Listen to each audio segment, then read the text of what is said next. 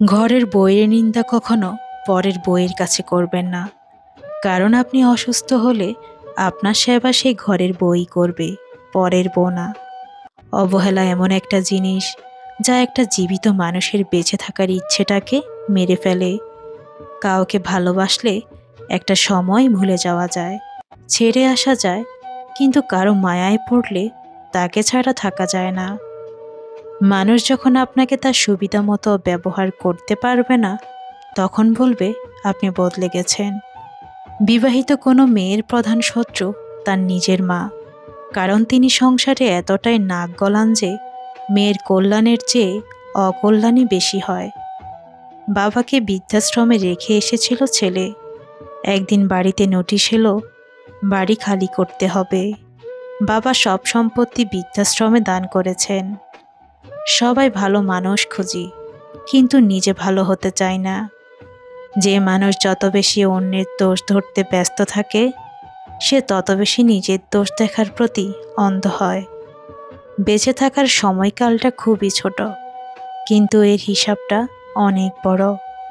সম্পর্ক শেষ হবার পর যে আমাদের নিয়ে কোনো নোংরা মন্তব্য করে না, তার সাথে যোগাযোগ না থাকলেও তাকে শ্রদ্ধা করা যায়।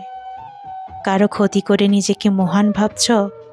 মনে রাখবে, ভাঙতে তো একটা ছেলেও পারে, ঘটতে পারে কয়জন।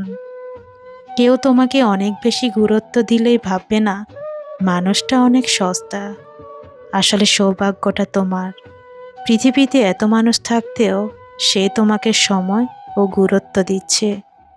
হাজার খুঁজলেও পৃথিবীতে যে জিনিসের কোনো বিকল্প নেই, তিনি হলেন মা। কালকের কাজটা আজকে করুন, আজকের কাজটা এখনই করুন। সম্পর্কগুলো শেষ হয়ে যায় এই তিনটি শব্দে: জেদ, অভিমান, ইগো। বিশাল আকাশের উপর যিনি থাকেন, উনি প্রতিটা হাসি আর প্রতিটা ফোঁটা চোখের পানির হিসাব রাখেন, যে হিসেবে কেউ ঠকে না। প্রত্যেকের জীবনের একটা গল্প আছে। অতীতে ফিরে গিয়ে গল্পের শুরুটা কখনো পরিবর্তন করা সম্ভব নয়, কিন্তু কঠোর পরিশ্রমের মাধ্যমে তুমি গল্পের শেষটা চাইলেই নতুন করে সাজিয়ে তুলতে পারো।